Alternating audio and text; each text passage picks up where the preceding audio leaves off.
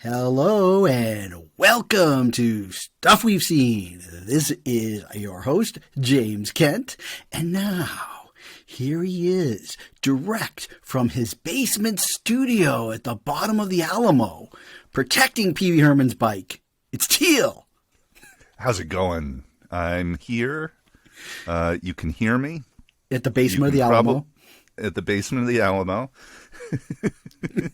Yep. I watched that movie again recently. Oh, Pee-wee's Big Adventure? Yeah, and it holds up. I would hope so. It's one of the all-time greats. Yeah, no, it totally holds up. I think that one of the reasons why it holds up is because it was not a film that was designed with razzle-dazzle special effects. It was already a sort of a retro kitsch throwback. And so there isn't anything about it that was dated then. I mean, it's, you know what I mean? Right. It feels dated now, but it felt dated then. Exactly. Kind of so it's still it's always kind of dated because it takes place in its own little world. Yeah, Pee-wee's just this crazy little character, and it's totally ridiculous. And I think that kids of any age, when they watch it, they can like it. Yeah, my daughter liked it. Like, it's not one of those things where some comedy, it's just you're watching it now and you're like, ooh, it's not really funny anymore. Right. Yeah. I mean, it took her a little while to get used to the Pee-wee character. She was like, this is such a strange character. He's so weird. What is going on here? This is your youngest? A movie? Yeah. Okay. No. My your oldest. Yeah. Did she see the new one? And well, it's not new anymore, but the one that was on Netflix? No, we haven't seen it yet. Yeah, you got to. Basically, it's a reboot. A lot of it is the same types of circumstances, but boy, there's some funny stuff in there. Yeah, it's some funny stuff. I finished watching, as we're talking about my older daughter, finished watching Borat with her, the new one, subsequent movie film. And what did she think of that? Did she see the first one or just the second one? Just the second one. That's like my son. He just saw the second one. Oh, man. She freaked out during the Giuliani part because she was like, how is this real? How is this something is that actually him or is that an actor? Like, a lot of those scenes, it's funny. I do, and I don't know, maybe that's the genius of it. I question how much of it is real. Like when he lives with those two guys, I've been told that it was really real and that they didn't know who he was, but I still just don't believe it. I just feel like that couldn't possibly have happened, like without them knowing, and it wasn't like pre-scripted. Well, and it's so perfectly set up that they're going on with all these conspiracy theories, and then he has his crazy idea, and they're like, no. That's way too out there. That's way too out there. Yeah, it's like a little too perfectly scripted in a way. But then yet, you're right. So what happened is, when they filmed that, we didn't really know all about the QAnon stuff. Yes. And so it kind of gave us a little window into the thought process of these people who believe in crazy stuff. Hey, so audience, look at what's going on here. We're seeing, not just hearing, we're seeing Jim and Teal. I don't know how this is possible. It's creepy.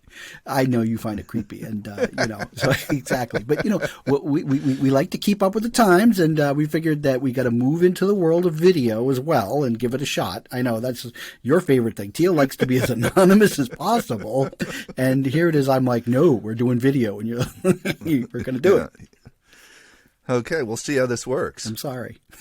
I apologize. I'm apologizing to the audience in advance, and he's taking a nap, which is the stuff you don't see, right? As a matter of fact, you don't see me napping during the podcast usually. As a matter of fact, what people don't realize is that in order to do this, I had to get an actor to portray Teal because he is so mysterious and private that he didn't want to be on tape. So now I had to get a sound alike. That's why I don't sound exactly 100% like we did in the audio version, because I got an actor. Hi, actor. Hi. I could be doing motion capture, maybe. That could be. He's actually. And in fact, this episode is directed by David Fincher. Yes. So what you don't know is that this is the 101st take of us doing our show. I know. See, now Teal was used to all the shenanigans just with audio, but now it's going to be a video. Who knows from week to week what was going to happen?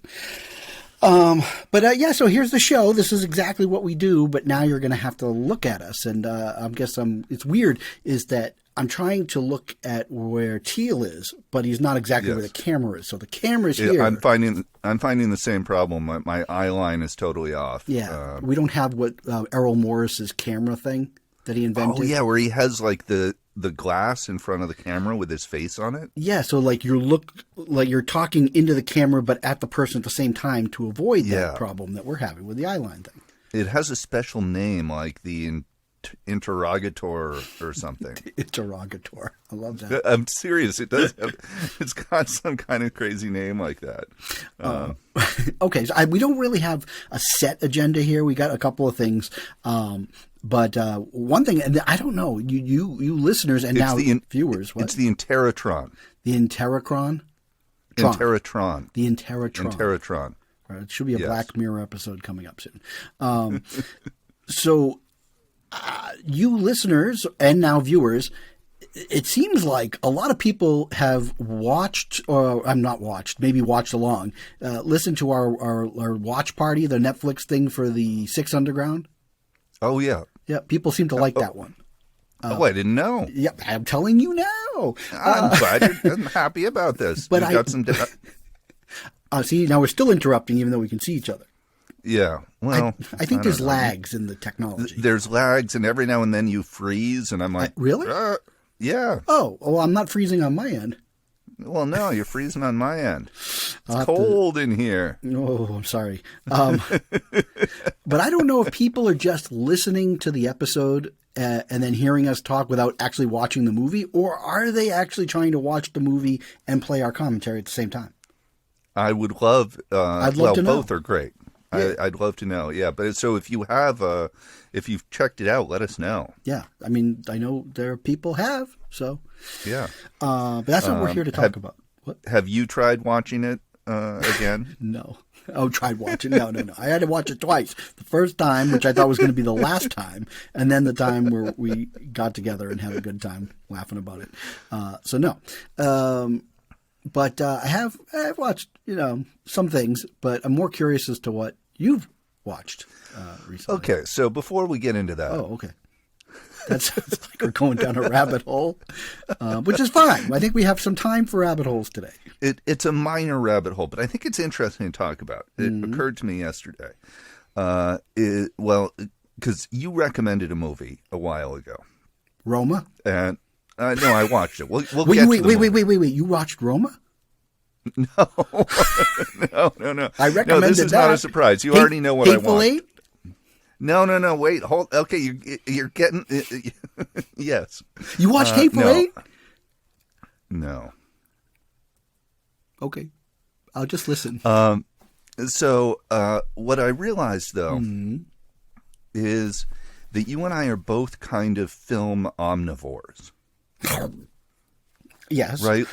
Like I mean, occasionally we run into something where we're like, yeah, not really our genre. That's true.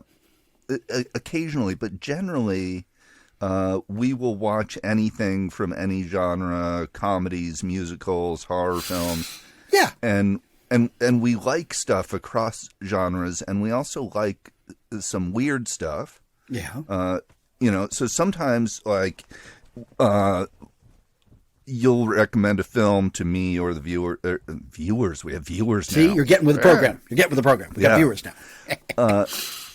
So my point is sometimes, and I think you and I have disagreements. Our most disagreements are on Doritos movies. That would probably be true. Six Underground. Right. Well, my point. Anything with Mark Wahlberg. Anything directed by Peter Berg. Exactly. Right. Yeah. And so my point is that sometimes when you recommend a movie, I don't know, you really liked it. It could be one of these Doritos flicks. It could be some weird art flick like, I don't know, I don't have anything in mind. You haven't watched it, but like when Bill and I talked about this movie that's on Criterion now, and I'm still recommending it to you, is What Happened Was. Yes, exactly. Yeah. Great example. So you recommend it. I'm not really sure what category this film's going to fall into. And as you're concerned because you're like, I don't know if I want to watch that genre. Yeah, or I don't know if I'm up for, a weird art film right now. Maybe I want something more like a goofy comedy or, so sometimes I'm not quite sure, and if it's just a film that you enjoyed with your family, or if it's something you really think is like. So you're saying I have to give you a little map when I recommend a movie as to why I'm recommending it? Like I got to give you a chart. No, I'm of not asking. Got to watch it right now. It's the greatest. Versus, well, I liked it. Maybe you want to watch it, or maybe I even said, hey, we're going to do it on the show. Maybe you should watch it, and then you don't, and then it goes into your vast void of you forgot all about unwatched stuff. Yeah. So anyhow, and then sometimes you recommend a movie and I watch it and I'm like, this is better than I thought it was going to be based on your recommendation. Oh, I didn't sell it properly. You didn't. And I remember this happened with me recommending Spider-Man Into the Spider-Verse. And okay, yeah, that's a good example because I was kind of like, it just felt like that was going to be a chore, even though everybody's saying it's good. Yeah. I needed someone to be like, you got to stop what you're doing. You got to watch this. And I didn't do that. I told you it's really good and I liked it. And your daughter liked it, but I'm like, okay. Yeah. And then you watched it and you were like, how come you didn't tell me? I know. If I had known it was that good, we would have synced it and watched it together. So so that we talked about it on the show. Yeah. Okay. So that just happened to me with a movie that you had recommended called Booksmart. Oh, we talked about that on the show, but a long time ago. We talked about it on the show a long time ago, and I'd heard you mention it, and a lot of other people mention it, and all those wokesters mentioned it. So I could see where you. Probably, that's it. Though when wokesters can ruin I probably saw it on the social media. Yeah, I saw it on the tweeters. Yeah, well, that's the problem. Is I don't want to go to tangent. I'm just telling you that this is something that has come up, and maybe I'll just preface it, but I feel that there is a community. We'll say it's Twitter. I don't know, but it's some younger critics today that they seem to have an agenda why they are hyping a movie beyond whether the movie really was good. And it's almost as if they've never seen anything like it. And if you have a film background, and when I say film background, meaning that you're as old as you and I are and have seen a lot of movies. And have watched a bunch of movies. That they're not as original as you might think they are, young critic. But they get so enthusiastic, and I sometimes think that there are ulterior motives for why they're getting enthusiastic, that they can sometimes, I get skeptical, and I'm like, it's probably not that good. And even sometimes I watch it and I actually like it less because I know there's a community out there that is so overhyped it. Right. That they've ruined it for me because I'm like, what are these people on? They don't even know how to like break down a movie and recognize that this thing is actually awful in this spot and that spot, but yet they've glossed over all those flaws because, it's got something unique to their young experience. Well, and I can sort of understand. I can sort of understand that if it's a movie that provides representation for people who haven't had representation before, and that can sort of overshadow or some of the faults in a film, maybe, and so you're viewing it a little less objectively and more like, oh, this is important because it has something to say and it speaks to me, my experience specifically. I think, and that happened a little in this movie, Booksmart. It happened a little with this movie, Booksmart, and so I just wasn't that sure going into it. But I told you should watch it with your daughter. I know. Now, did you watch it with your daughter? Well, I'm getting to that. Okay. But before I go there, I want to do a tangent. Okay, tangent. It's okay. Because I think this is an important tangent. What we're talking about is, movies that appeal to a specific audience, a younger audience. Sitting perhaps. in a really nice, comfy chair, by the way. I am. I'm very comfortable. Mine is just so, but that looks pretty comfortable. I'm really comfortable. Okay. Yeah. I want to mention the Bo Burnham movie. 8th grade. No, not 8th grade. Oh, you mean that Netflix special? The Netflix special, Inside. That a lot of people are raving about. People are raving about it. People, and that's one where it's like So I watched the first 10 minutes. I've watched the first half hour. Okay, what do you have to say about it? You want my opinion, not your opinion? You don't want to be the I'll star give of you this my segment? opinion. I want to hear your I'll opinion. give you You my only opinion on the first did 10 you watch 10 minutes because it's all you had the time to watch, or that was it for you? No. That was all the time I had to watch. Okay. So I will watch some more of it, I think. Okay. But I thought it was. I guess it's like this sometimes with comedians. Like either you click with them or you don't. But I did not click with the first 10 minutes of that movie. I was like, it's a cool idea. I'm glad he did it. Interesting, cool way to do a comedy special, but doesn't. It just didn't click for me. I'm not going to say that it's not good or anything like that. I just it didn't speak to me at all. But apparently, it's speaking to a huge number of people. Right. I keep seeing in my Facebook feed, people I know who were in their mid to late 20s. Yeah. And they, I saw a post yesterday. I've seen it 3 times. I'm going to watch it again today. Well, he's like 30 years old, this guy. Yeah. So he's in that millennial generation. And, maybe the millennial experience of the pandemic being locked away is different. Like, we have our families. Yeah. And we have this show. And we have a responsibility to the listeners. So, we already have things going on. But I mean, maybe if you were, single, let's say in an apartment in a big city and suddenly trapped for several months, maybe then you see this Bo Burnham guy and he's speaking to you differently than he would be for us. Yeah. So I watched 20 more minutes than you did, sir. Yes. And I would say that the next 20 minutes after the first 10 are very similar to the first 10. A lot of songs. That's kind of what I figured. I mean, it's a comedy special, though, right? So, I mean, basically a comedy special is somebody telling jokes for an hour and a half. I mean, here's a guy who, he's got more money probably than we do. And he was able to purchase some nice equipment to do this thing. I mean, not everybody has that. So when people are all bummed out that like, oh, I'm not spending my lonely time with doing original things. Well, it helps to have a budget that he can put towards those things. Because I looked at, that's a nice camera and some nice lighting setups. And he has directed a feature film, so he probably knows some things. So it's you would think that there's a whole crew there putting it together because it's so, well right. No, done. He just put some time into it. And it's inspiring people, I think, because they're feeling bad that they haven't done anything creative. Because, again, they do not have a show like you and I do. Well, they also, yes. But as I said, this is what I said to my wife. She seemed to have enjoying it. I actually said, I'm out. I'm out. I'm done. And I said, but respectively, I respectfully, I don't begrudge anybody that like saw and got something really profound out of this. I'm not here to make fun of them and said you're wrong. It's just doesn't work for me.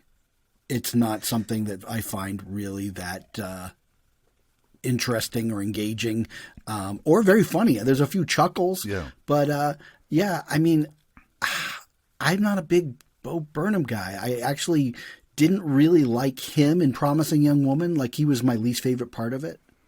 Okay, interesting.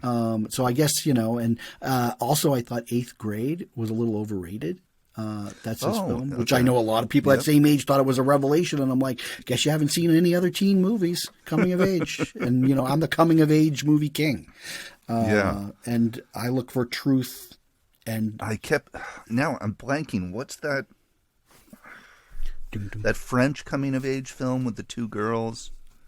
Peppermint Soda. Peppermint Soda, and then there was the mermaids girls there, the ones where they were swimmers, and then they fell in love with each other. But Peppermint Soda was that coming of age in the '60s film. And then what was the one with the swimmers? The one that the Portrait of a Lady on Fire did. Yes. Yeah. I forget what the name of that was, but I liked that a lot. I liked it a lot too. So I was thinking about that as I was watching these other 2 movies this weekend. The Booksmart Yes. So getting back to Booksmart. So I mean, this is like a year or so ago that I watched this and we talked about it. Yeah, it's a year or so ago, and you just mentioned it the other day, and I thought, okay, I'll give it a shot, and I mentioned it because I saw this other film on Hulu Yes. called Plan B. And after watching Plan B, I thought that those two films together might make a great double bill. Yes. I have some thoughts about them as a double bill, but... Well, you mean you've seen Plan B as well? I've seen Plan B as well. Okay, well, let's talk about Booksmart first, because that's Okay, you watched Booksmart first, right? Yeah, so I watched about 20 minutes of Booksmart. That's it? I'm not done yet. Oh! I thought I thought you were 20 minutes. I'm like, you got 10 minutes of Bo Burnham, 20 minutes. What did you get 30 minutes of? So I got about 20 minutes into it, and I thought, this movie is great, and I need to watch it with my daughter. Yeah, it starts off like really gangbusters too.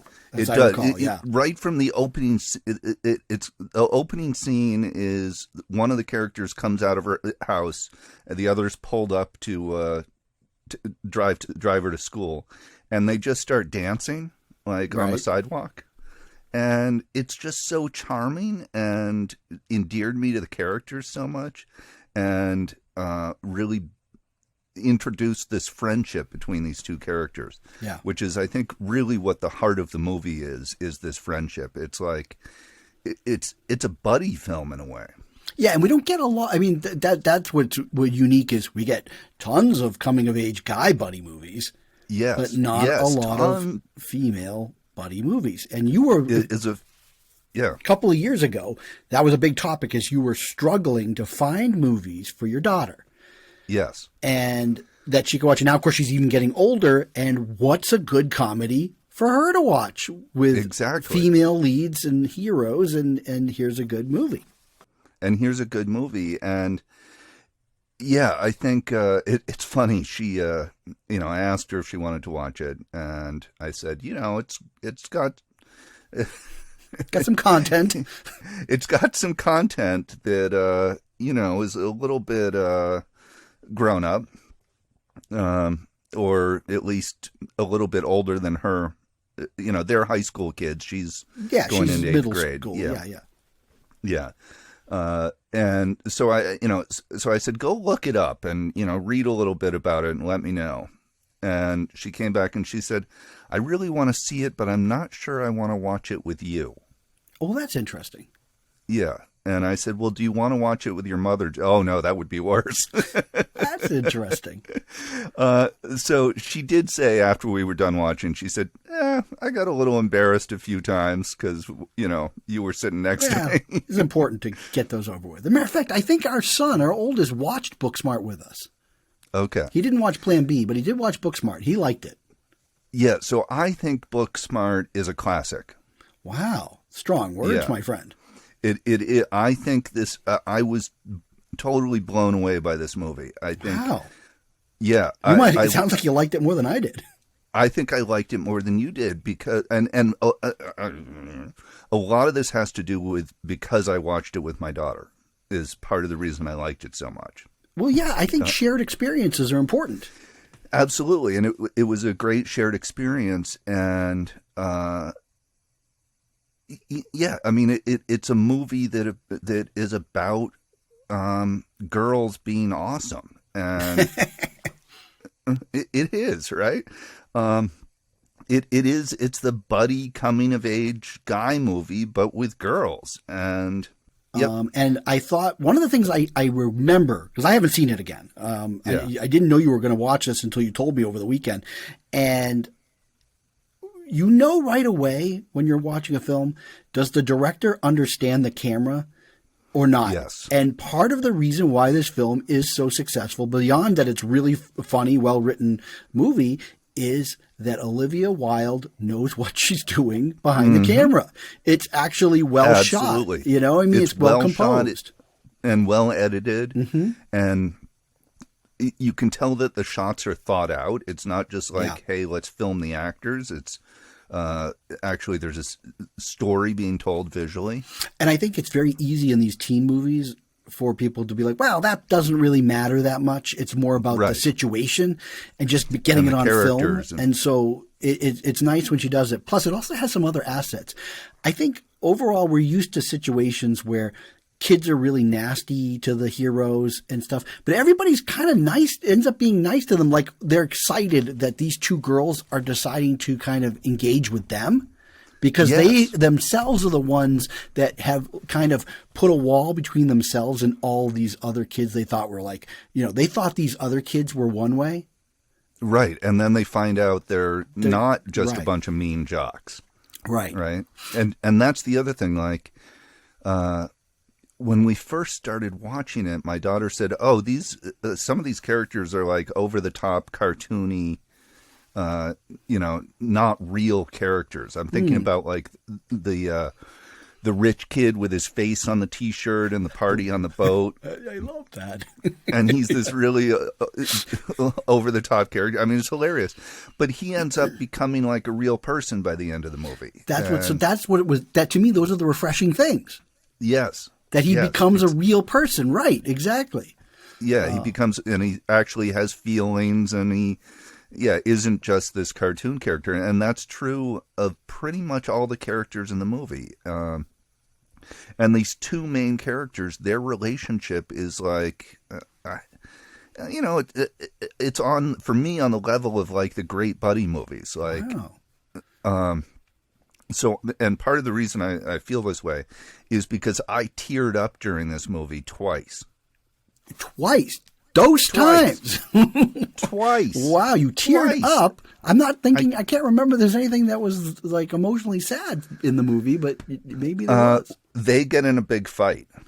See, now, all right, interesting. So this is a part that I felt is very much a part of these movies. And it's interesting that you watch Plan B, because Plan B has almost these similar beats where there has to be a point towards the later part of the story where the two people's relationship is tested and there's conflict, and then they're going to have to come back together. For me, this is where the weak part of Booksmart was a little bit, is this part that goes into the jail right before the graduation ceremony. Oh, right. That bothered me. I felt that she, like, and I'm saying she as Olivia Wilde was doing great up until this point, and I really wish that she could have found some ways around that, because then it started to get a little bit out of the realm of reality for me.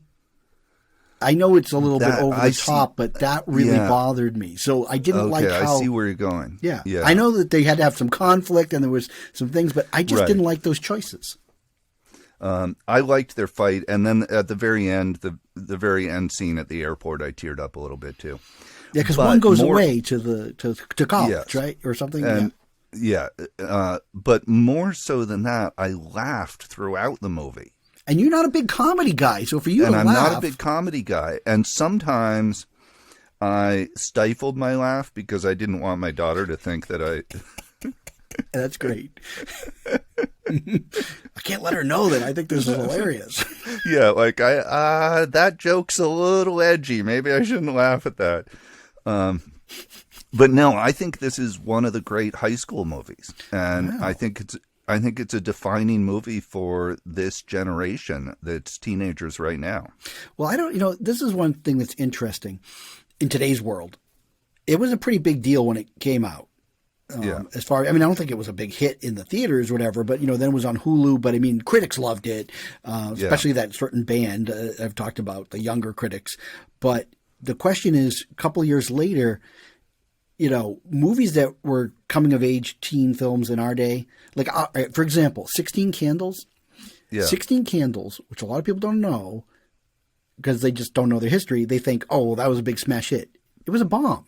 Nobody saw that movie. I did. Oh, really? Yeah. It was like in and out of theaters in a couple of weeks. Yeah. It was like probably made its money back and everything, but it wasn't like some monster teen smash. Okay. However, by the next year, it had, came out on video. It was already starting to get attention.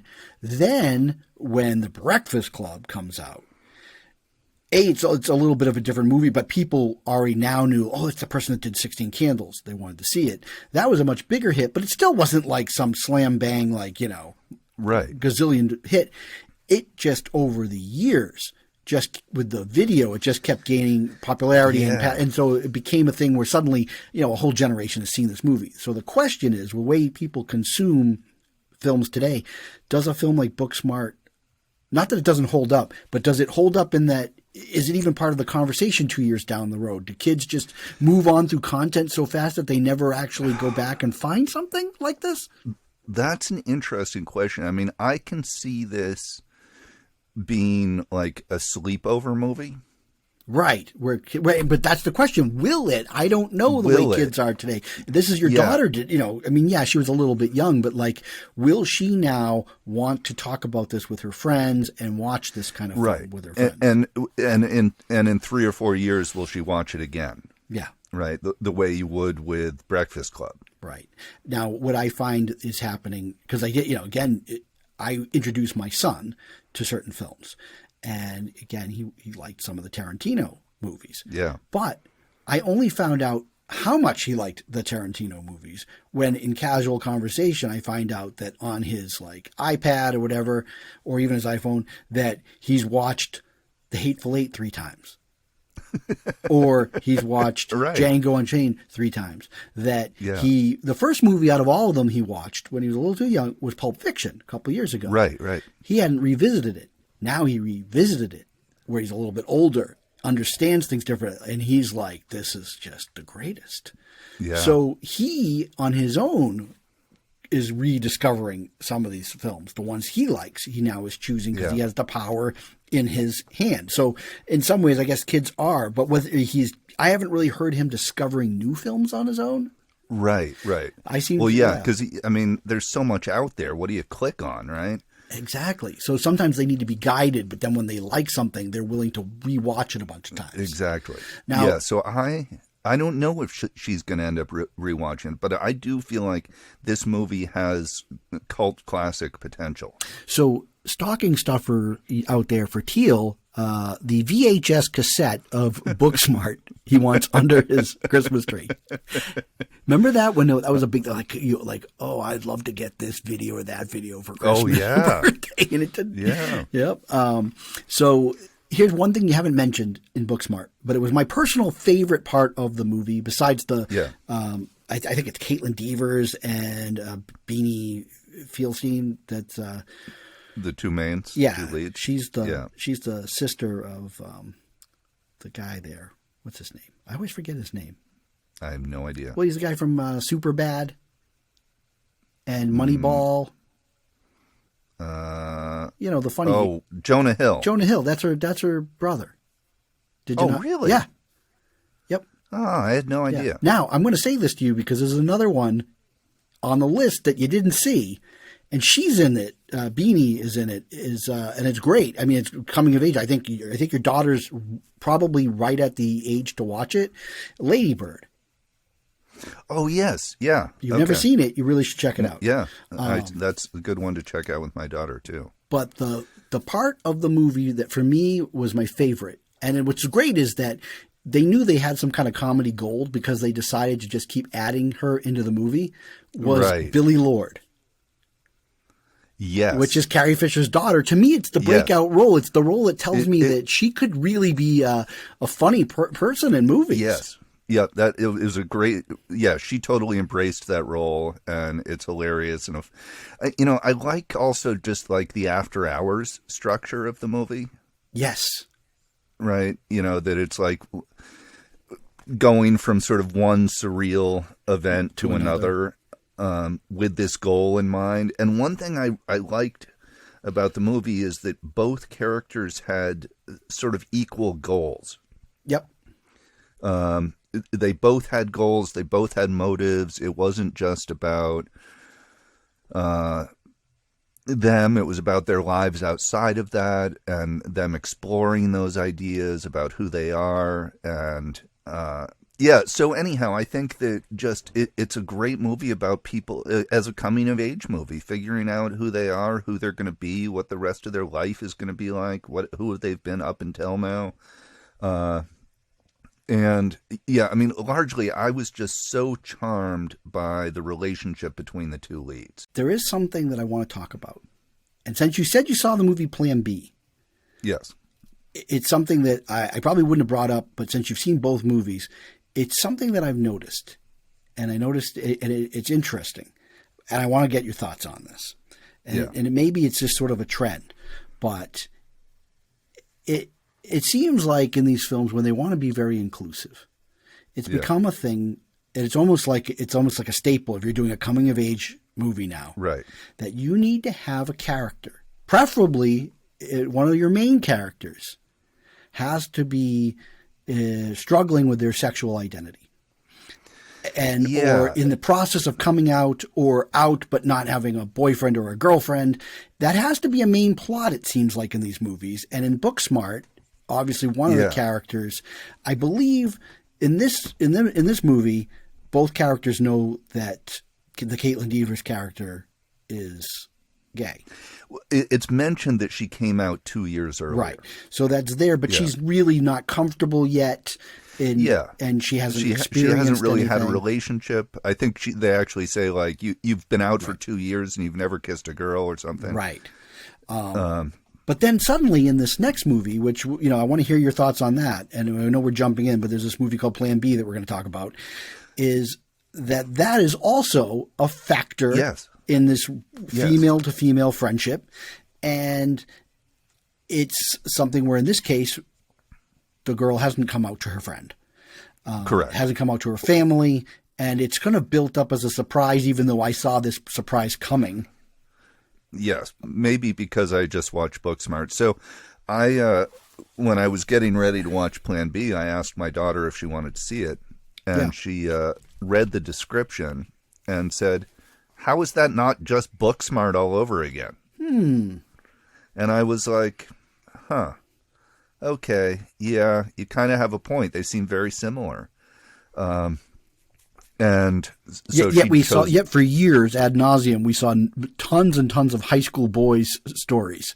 And that's endless. And that's the thing is, so now we're finally actually getting some stories. And there's only so many ways to tell these stories that, like, there's nothing new. It's just, do you like the genre?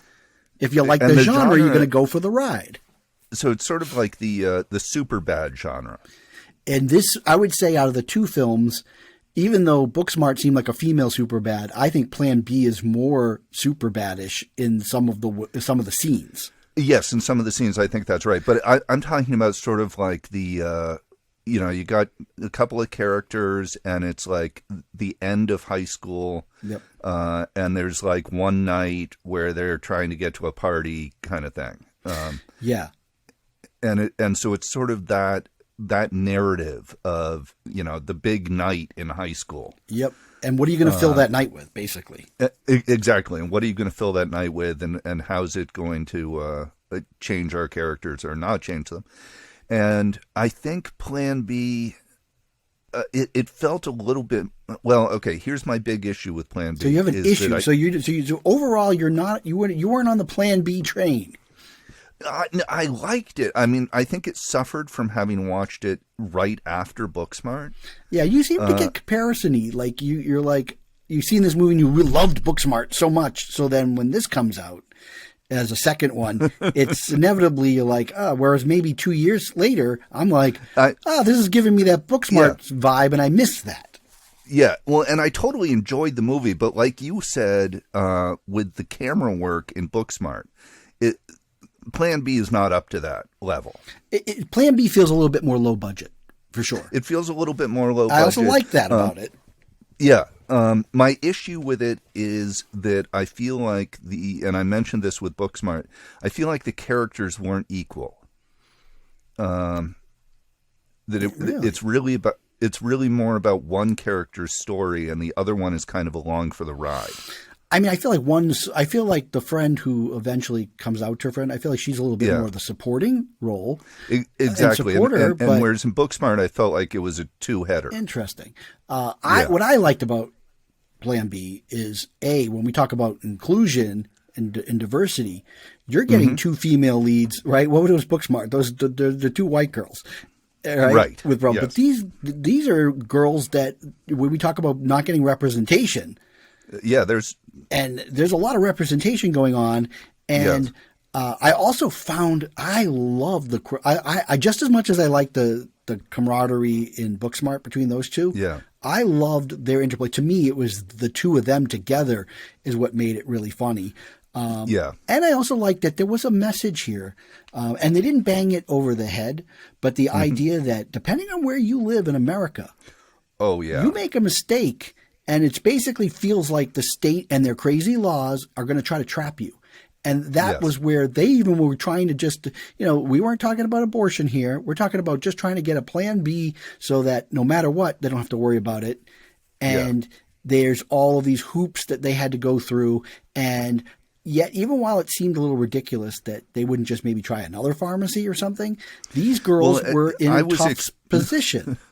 They were in a tough position. They're just kids, and kids, their first option is the local town pharmacy, and they're like already rebuffed there. So they're thinking, we're going to get rebuffed everywhere except to where aren't we going to get rebuffed? Planned Parenthood. So we're going to go there into the one Planned Parenthood. And then they get there. And I like how the film has that like strong goal, and I liked how it resolved at the end, actually. Yes, I thought it had a good resolution in the movie. I thought it had a good resolution, and I totally like the characters. I agree with you. Their friendship totally compelling. And I mind you, I saw every beat of that movie coming. Yes, it wasn't anything fresh there, but. No, that's and I'm okay with that. That's what this genre is like the teen after hours movie. Except for the part, right? So one of my favorite parts of the film, because it was a little unexpected, is where they go to the convenience store, and the woman at the convenience store, and then. And then she sends him to her like brother or cousin out in the park, and they have to try to buy these drugs like that. That was some good stuff going on in there. It was funny. That was some good stuff. It, but I was, it was some funny stuff in that drug movie. Dealer, yes, yeah. And then and also the woman at the convenience store like beats up. Well, she doesn't beat them up. She scares off the guys in the parking lot. Yeah. So there's some funny stuff, and then there's some parts I think that when they go to the bowling alley. Yeah. And we get that plot line, it drags a little bit, right? That's where it goes, and they go to that other party, and I think that's where it was probably losing you a little bit more. And it started to feel like where it wasn't. It's like, oh, this is a little bit like Superbad, but not as good, right? And it felt like a detour, whereas it felt like there was a little bit of a lull there, like it got off track a little bit. As a matter of fact, when they go to that house party. And it's really kind of like a scary affair. It's pretty scary, yeah. I said to my wife, hey, I think they're at that Superbad party, but 15 years later, it's the same people. But this is what's happened to them 15 years later. So you didn't think this was I think it's a good double bill. This was really, but I mean, I didn't, I think it's just like, hey, you get two stories, teens, night on the town, trying to make something happen, friendships, but women or girls. I think they're both good movies. I give the edge to Booksmart. Yeah. But I think they're almost too similar to be a double bill. Like, interesting. I think you did it right seeing them, a year or two I had no choice. Well, I know, but I'm just saying, like, as a double bill, I think they hit too many of the same beats. Yeah. I see. I'll disagree with you only because I have a lot more drive-in movie experience than you, and to me, this is like the double bill that we would want to see. Right. But you would have like the one film that came out the year before that you're so excited to see again because you didn't have VCR when I was a kid, right? So it's like, oh, Booksmart, I loved it a year ago. I got to see it again, and then you see the second movie, and then you'll be like, yeah, Booksmart I think is better. I'm only going to see Plan B 3 or 4 times versus the 10 times I'm going to see Booksmart. But I also like that the book Plan B was directed by Natalie Morales, and she was a bit actress in Parks and Recreation. And I don't think she's done quite a bit beyond that, though. No, yeah, I know, but that's like to me, like that's where I recognize her most because she played the love interest of this guy Tom Haverford, Lucy, yes. And so for those who are big Parks and Rec fans, it's Lucy on that show. She directed this movie, and it was again, I thought it was I like to see this story also in South Dakota. We don't get a lot of movies based in that area. Yeah. So I just thought you get a weird. You're like confused over there. I'm looking something up. Oh, okay.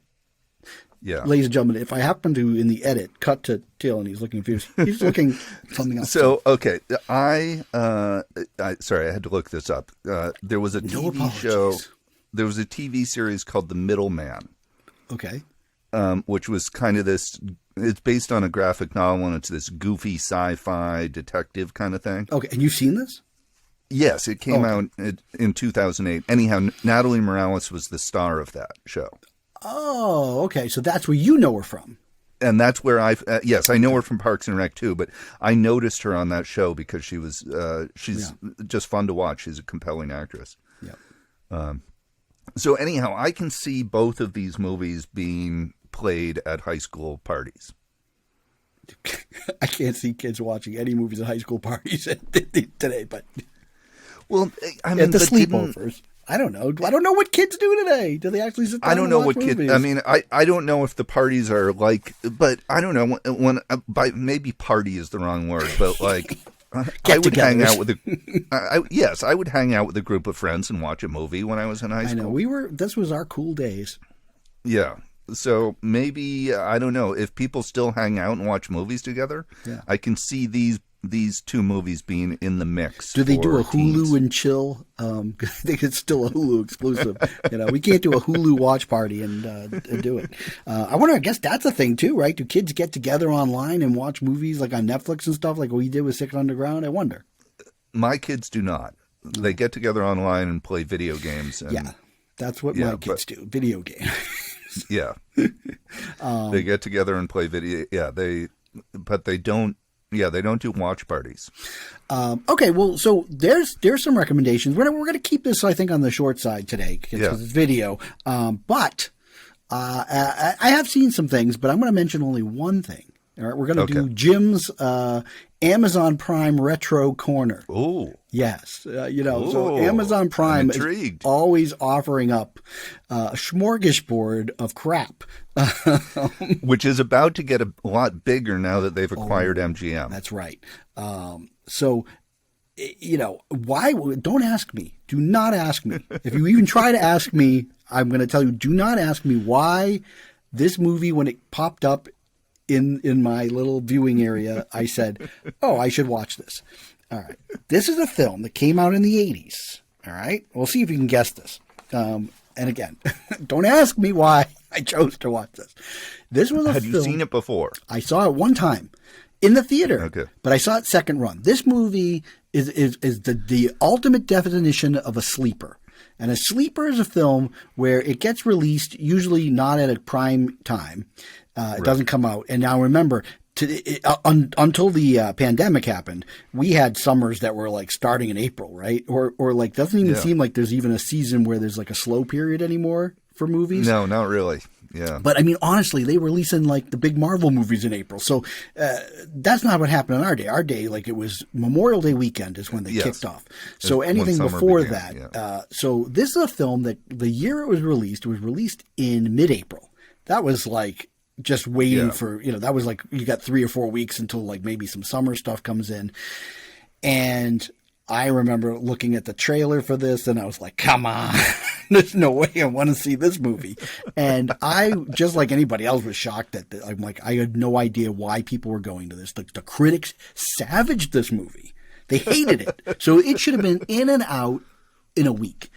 And that's what the studio thought. Like, we can just make our money back. This had no names in the movie.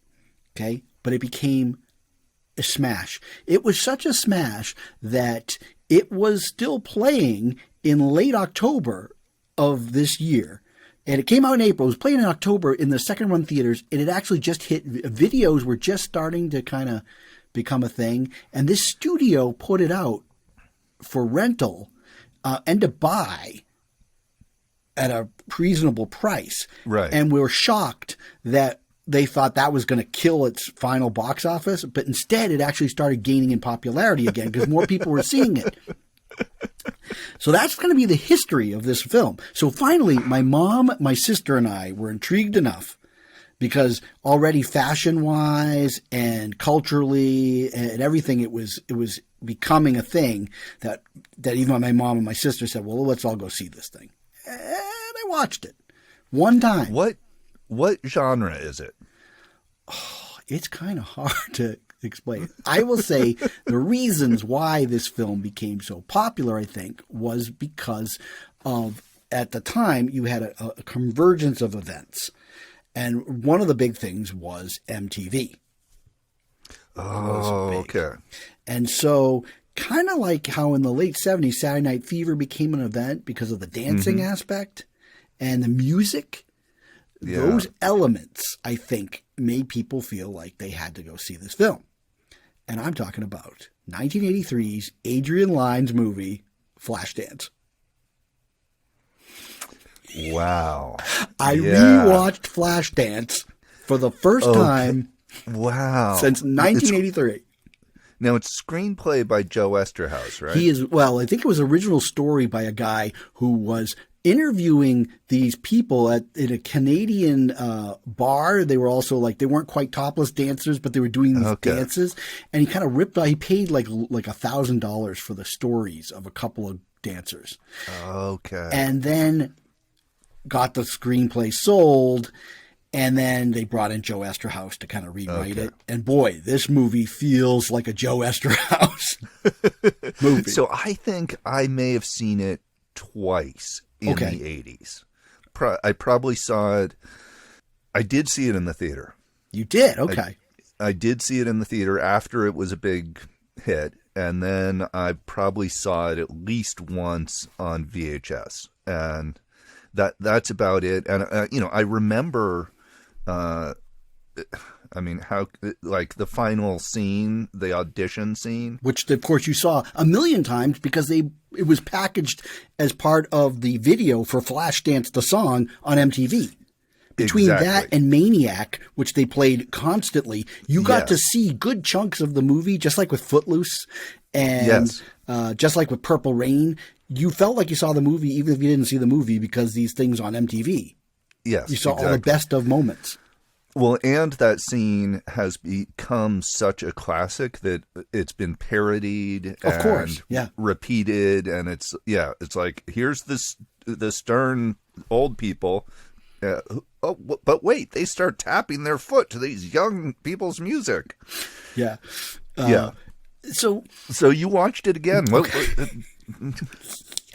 I'd seen parts maybe. Well, again, I've seen the videos, right, 1,000 times. So I've seen parts over and over again. But, I've seen parts of the movie here and there over the years. It might have been on, and I may have watched 10 minutes of stretch. But from beginning to end, this is the first time since the theater that I watched it. And a couple of things stuck out. And I saw a really good print, which Amazon Prime, not always good prints, but this was always the case. Yeah. Excellent print. And I remember this from the time it actually received a few Academy Award nominations for a movie that was not critically received well. It got nominated for M1 Best Song. Naturally, What a Feeling, Flashdance. It wasn't nominated for Maniac, I don't think, but that was that was a song I liked better right out of the two for me personally. But it was also nominated for Best Editing, and it was nominated for Best Cinematography. And the cinematography was by Donald Peterman. The cinematography is amazing. Okay. The cinematography in this movie is awesome. And why? It's just the lighting, the way the shadows and light are hit. It's just gorgeous. And some of that is Adrian Lyne. Well, it's stuff he likes, right? But Donald Peterman's, he actually won some other nominations for Academy Awards. He did like one of the Batman movies, Batman Forever, with Val Kilmer and stuff. Just, there's tons of neon in the movie, right? Right. But the lighting, there's a lot of night stuff and just this atmospheric stuff around Pittsburgh. And obviously the lighting plays a key role because through almost every, and this has become, apparent, during the initial run, when it was a runaway smash, people thought that the actress Jennifer Beals did the dancing. Yes. But almost none of the dancing was Jennifer Beals, in fact. And it was a huge scandal. And it became a huge scandal because, people don't like to have the wool pulled over. Though if you watch knowing that when you watch this movie now, it's so obvious that she's not dancing. Really? It's very obvious, even though they had, again, through brilliant editing and brilliant cinematography, it's well done. But you should know, like, if the dancer is completely always in shadow and silhouette and distance and this like curly haired wig, then she's not dancing. There's also the part where that famous last scene when she does this breakdancing move. They actually had a male breakdancer do that part.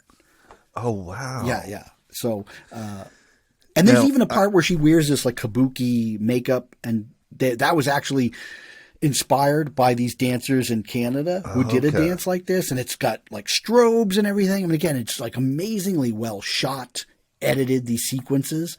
But I'm not sure that Jennifer Beals is even under that makeup at any of that point. You can't tell. Right. It could be her in some of those shots, or it just could have been the stand-in. So yeah, and I always felt like I didn't really care whether she did the dancing or not. Like exactly. It's a movie. That makes just no enjoy difference to me. The dancing itself is what people really liked. And then, of course, they have a real dancer is one of the dancers there, Cynthia Rhodes, and she was in Dirty Dancing. She played the part of the one that gets pregnant and then says, baby, you don't know shit about my problems.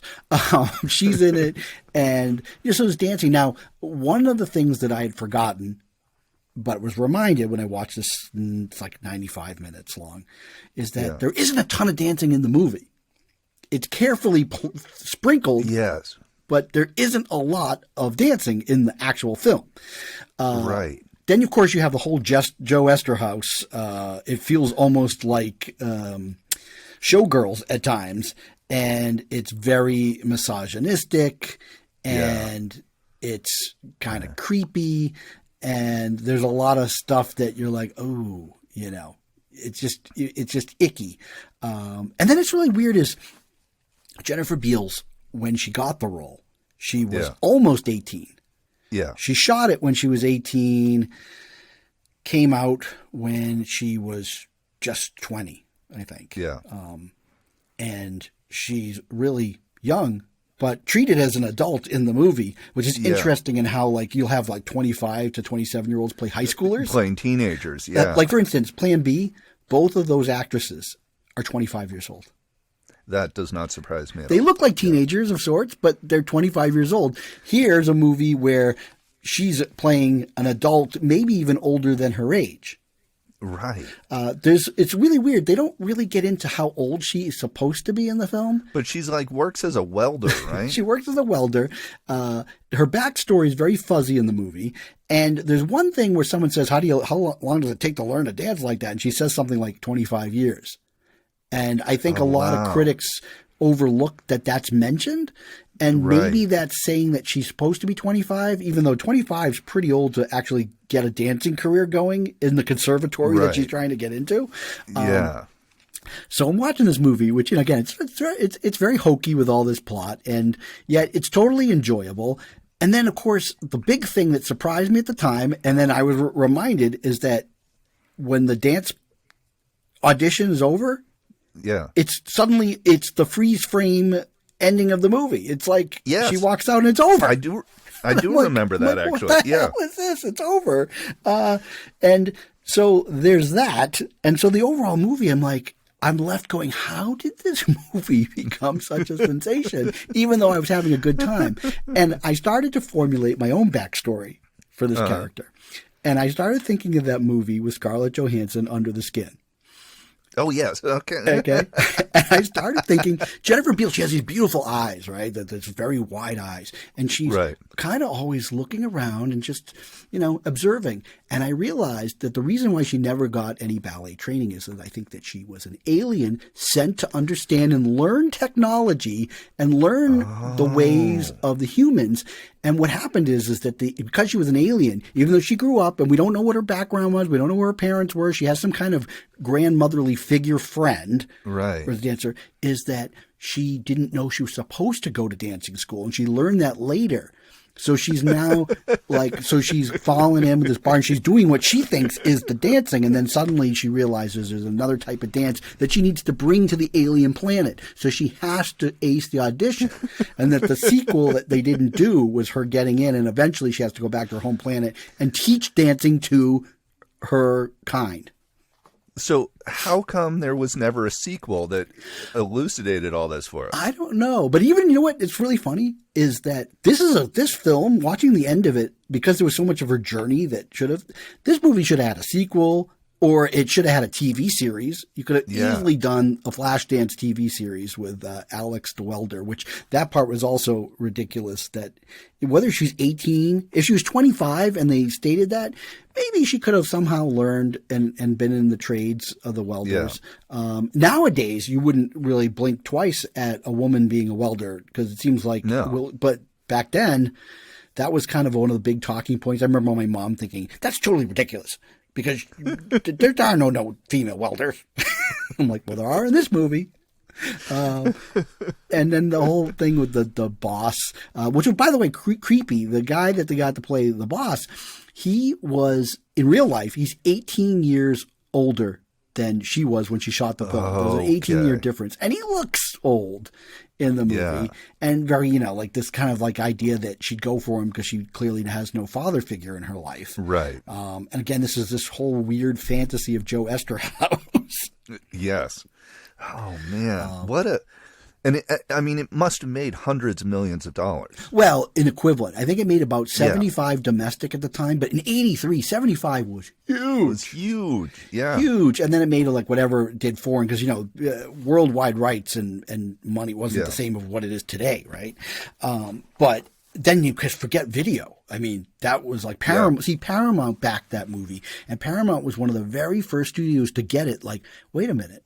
Rather than just sell these to the video store for $80 a copy. Sale. Yeah. Let's sell it for $30. So every girl bought it. So the reason why I bring this up, and again, sometimes it's just coincidence with us when we put these things together, is, you talked about films that people would get together and watch at parties, teens. Yeah.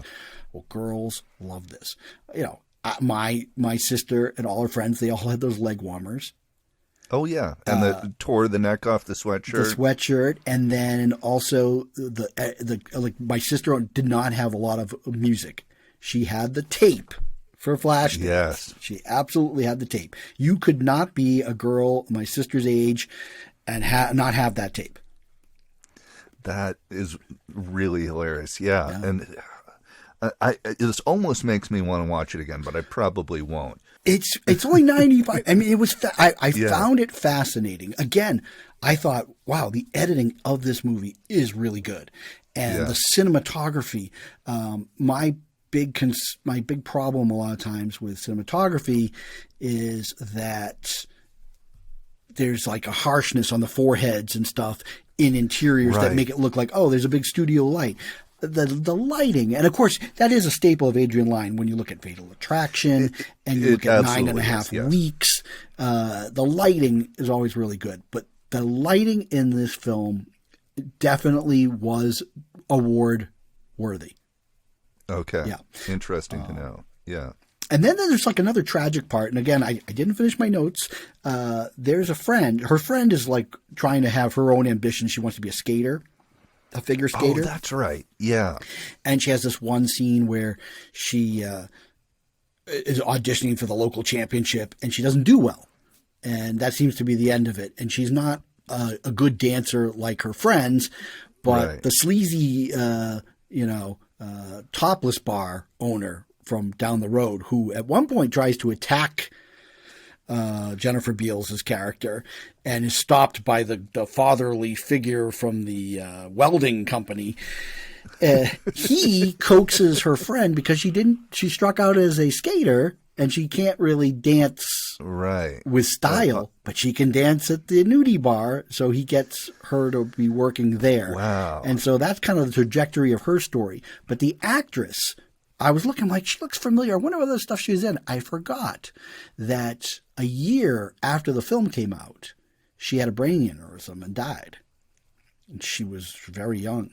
She was like 30. Oh, wow. Yeah. So it was tragic this is first I've heard of this. Yeah. Yeah. So it was a very sad end for this actress that happened. So so that's another note on the film.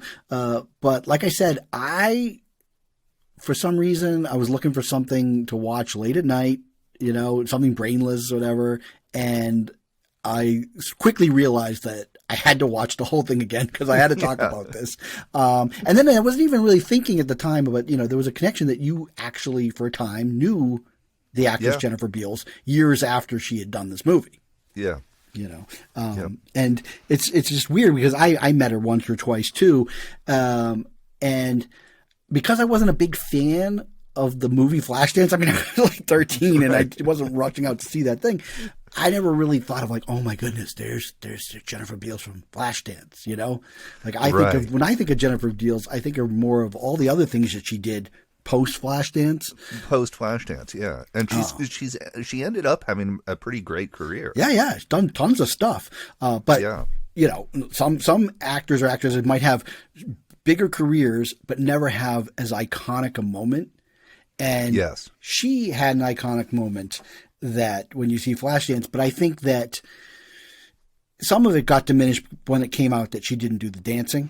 Yes. Because I think agent-wise, the problem was she had to do a lot of interviews.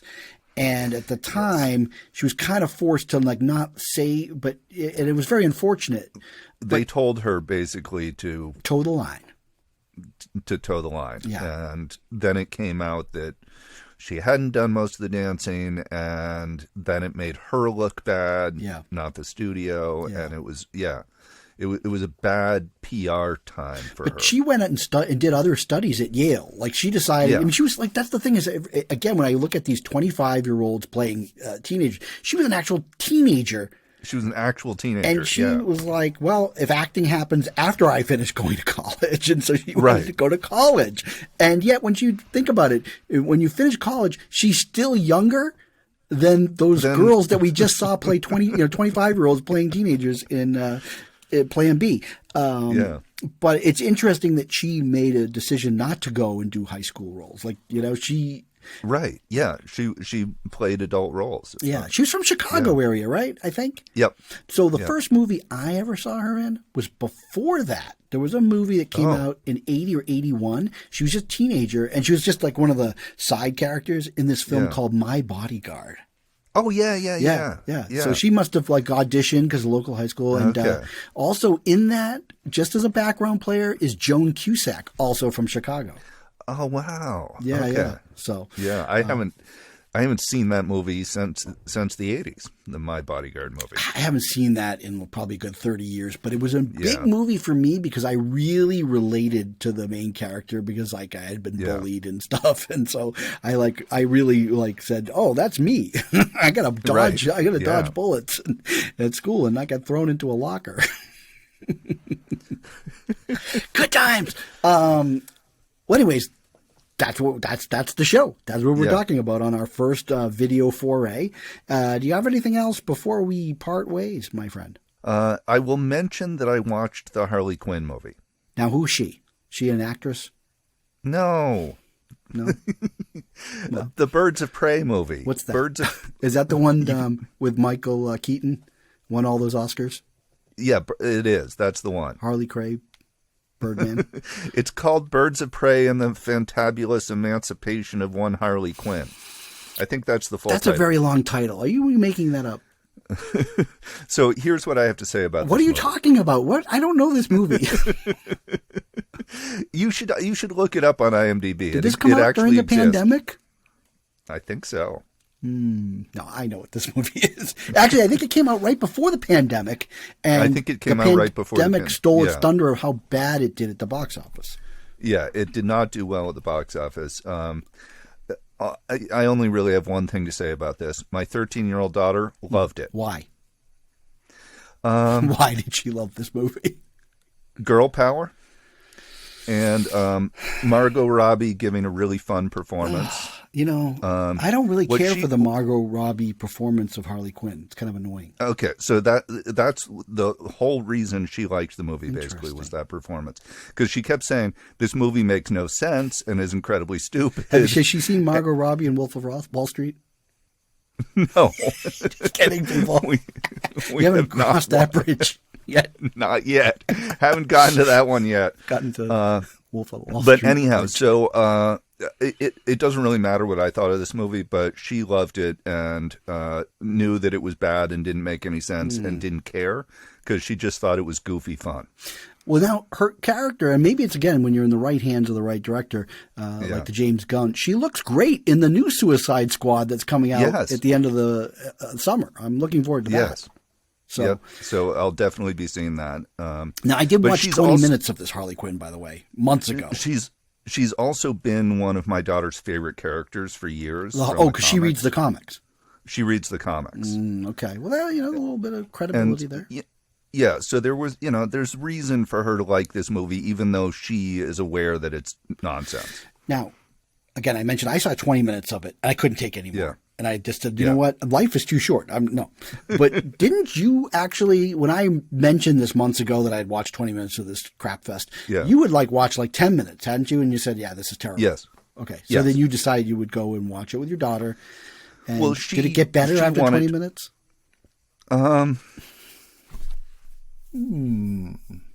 Better. Define better.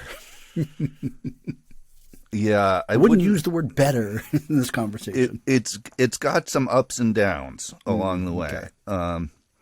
But there were some fun action scenes.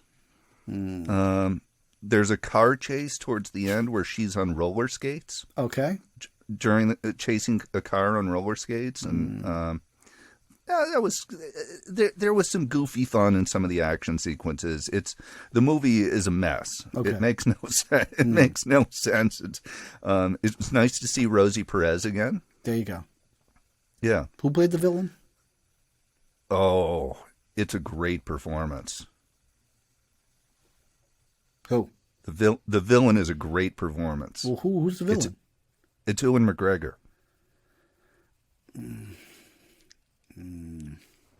And he actually gives he's chewing scenery, but I do remember him in the movie now that you say that, before I shut it off. He just has a blast with this performance and is really enjoying himself. And that's kind of fun to watch because he's a pretty great actor. Okay. Well, there you go. People. Yeah. All right. So that's, if you have a 13-year-old girl who's into comic books, she might like this movie. Okay. Well, there you have it. Recommendations from Teal. And if you have a teenager from the 80s, you can watch Flashdance. Exactly. Well, now I wonder what she would think of Flashdance now. Well, you know what? It could be a teaching moment. It could be. Because there's going to have to, with that Joe Westerhouse penned script, there's going to need to be teaching moments. There's some cringeworthy stuff. And it is very 80s in that regard. But again, I found that the cinematography made those scenes, it looked like, I know this sounds so crazy, but you can look at some films from the 80s and you see the cars and the backgrounds and everything looks so dated. Yeah. You watch this film and you see the way it's shot, the background stuff, and it looks like you were plopped right there. It's almost very high resolution. Oh my goodness. I am transported back into the 80s. Okay, I'm gonna have to watch the first 10 or 15 minutes at least. Well, the first time, the first, they start you right off with a bang because you get a great dance sequence right at the beginning, right? And then within first 15 minutes, you have that warm up sequence where she is warming up to Maniac. Yes. Okay. So you're getting a lot of entertainment in for 15 minutes, sir. So you're gonna like it. Okay. First, when there's nothing. So how do we end the show when we're on video? Are we supposed to wave or? Yeah, because what we do in the audio world, I usually have some kind of clip and music and then ending. So I don't know how that goes. Which, by the way, a little shout out. We've lost another one, Ned Beatty. 83 just passed away. Yeah. And of course, Network was the big movie for you. Yep. And of course, lots of hugging there. Just that Network, that scene in Network is probably one of my top 10 movie scenes of all time. Yeah, he shot for one day. It's a 6-minute scene, and it's amazing. So Ned Beatty, and then just the other day was the 40th anniversary of Raiders of the Lost Ark. I saw that on social media. A lot of people were posting about that, and I just thought, I don't like that movie. I don't need to.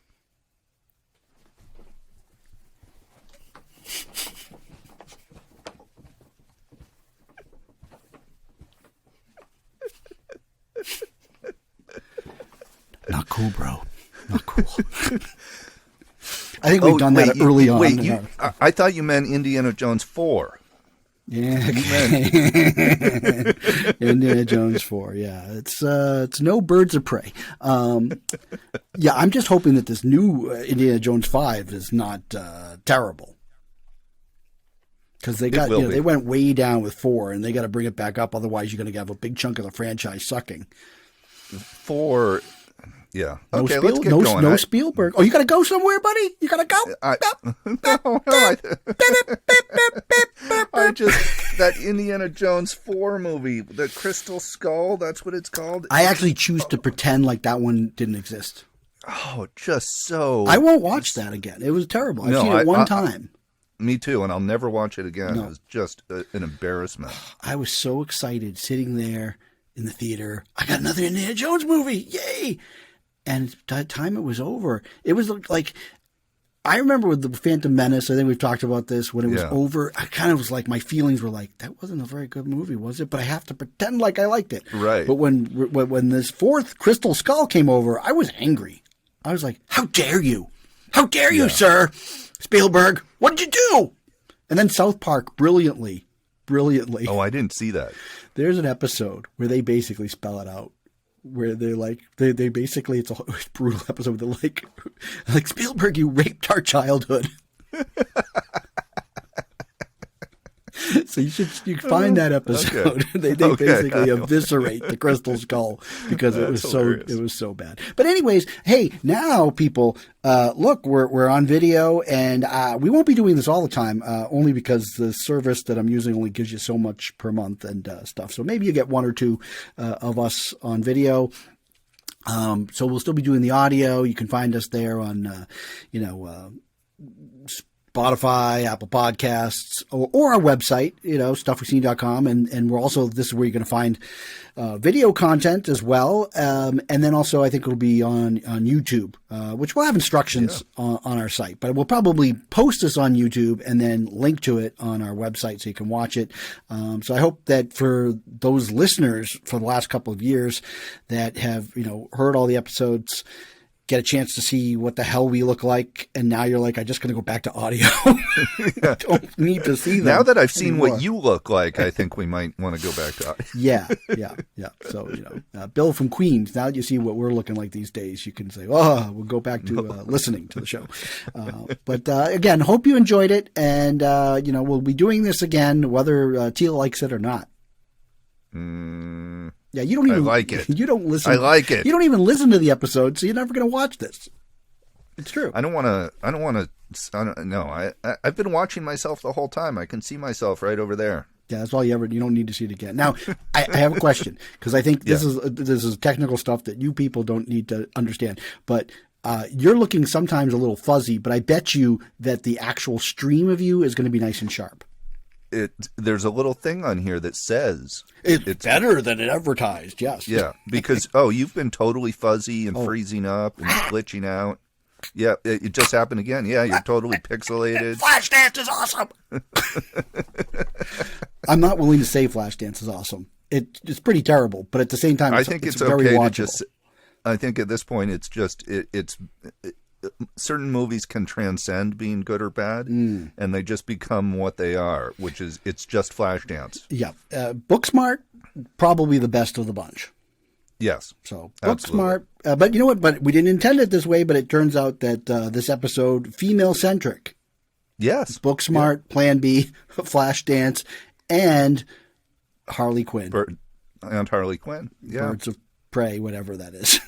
Whatever that is, yep. So who knows what the next episode will bring, people, but it'll bring something. Excellent. Sounds good. All right, Till sir. Next time. Dun, dun, dun, dun. And signing off, people. Goodbye.